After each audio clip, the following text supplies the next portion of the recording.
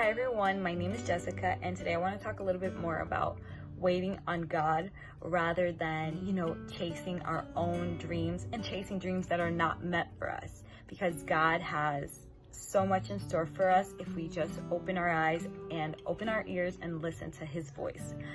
The reason why I'm saying this is because the biggest realization I had at this moment was coming back to this country and seeing the wonders that God has done in my life, and that he never forsaken me for one moment ever since I came back. I just want to point out I am 25 years old and I'm still in college. For many people, that is an untraditional route. That's unconventional. You should be graduated, you should have even a master's degree at 25. But for me, it's just a demonstration of God's mercy and love, and everything just worked out perfectly.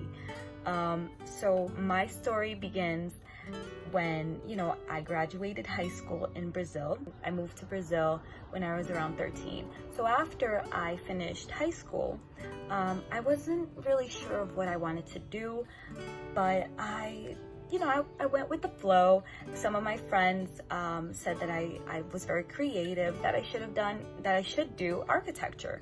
And I was like, okay, I see it. 2.5 years in, actually a semester in, I already knew it wasn't for me, but I kept going because I didn't want to be that person, that gave up. And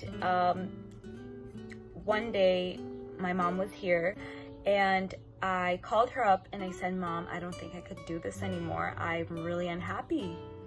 And she's like, try one more semester, and if you can't do it anymore, then, we'll find something else. And I was very grateful that my mom wasn't, upset with, the money that she had spent in the previous semesters. After I did the semester and I realized it wasn't for me, I told myself, okay, let me stop and pursue what I like.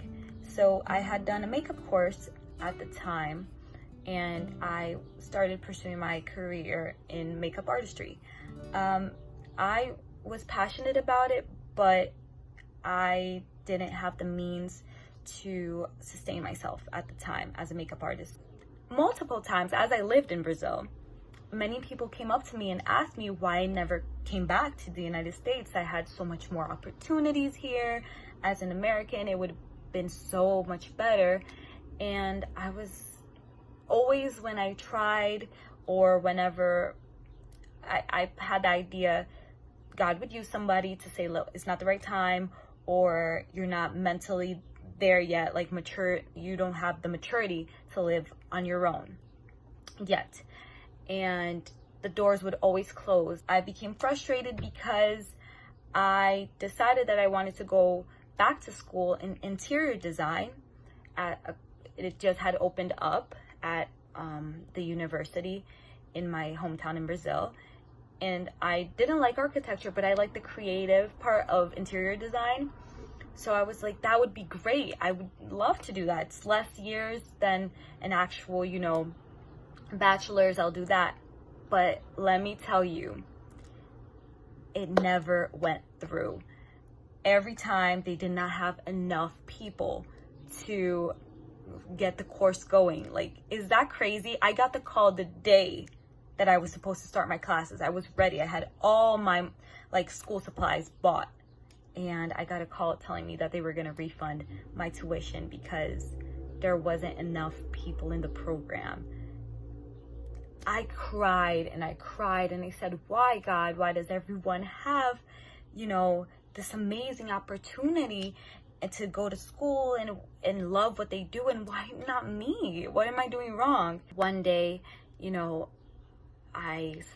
my mom saw actually the news talking about, how the New York school system was going to change, and some students would be eligible for the Excelsior Scholarship, which is a scholarship that grants a few students with tuition assistance.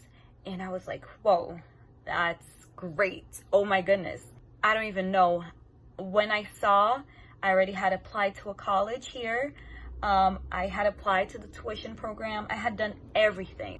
Before I knew it, I already had my tickets bought.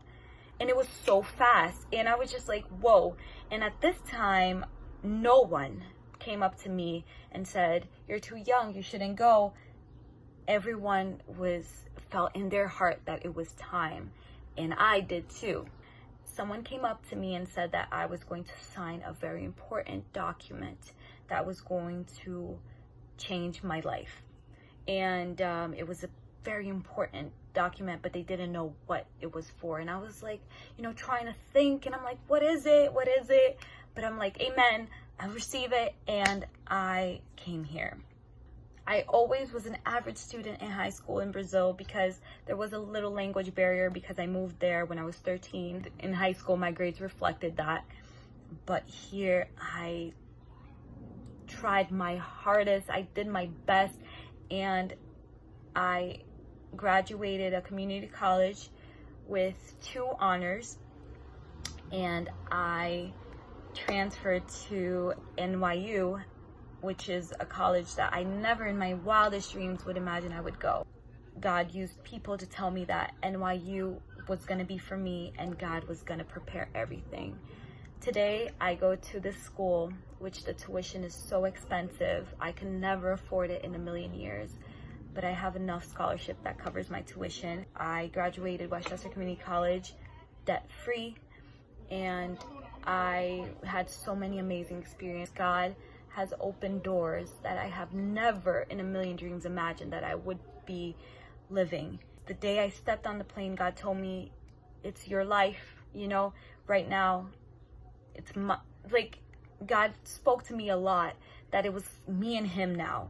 It wasn't me and the other people that were 22 at the time, what they were doing, if they were graduated or not. It was what he had prepared for me. And I know that God has so much in store for me and for you that's listening to this, because you don't need to compare yourself to other people. It's great to see someone that you truly, that is inspiring to you, that motivates you. That's great. But you don't need to compare yourself to anyone else, because you're the son, you're the daughter of the King of Kings, and he will prepare so much for you. Just you wait and see, and you're going to be so proud and happy of the person you're going to become if you allow yourself to live the dreams that God has for you. God sees you. God has got your back, and he will never forsaken you. Just you wait and see. Have a great day.